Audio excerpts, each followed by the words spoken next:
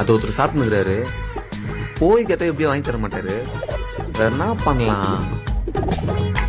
Idea. A few moments later.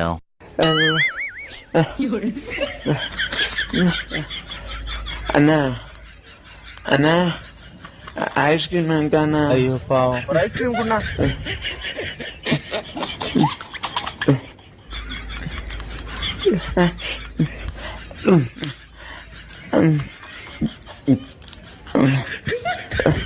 அண்ணா குல்பி குல்பி குல்பி வேணுமா?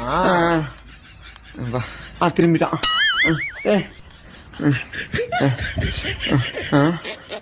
டேய் CP, வா போலாம். அண்ணா போயிட்டு வரண்ணா. ஐஸ் வாங்கி கொடுத்தது ரொம்ப தேங்க்ஸ்ண்ணா.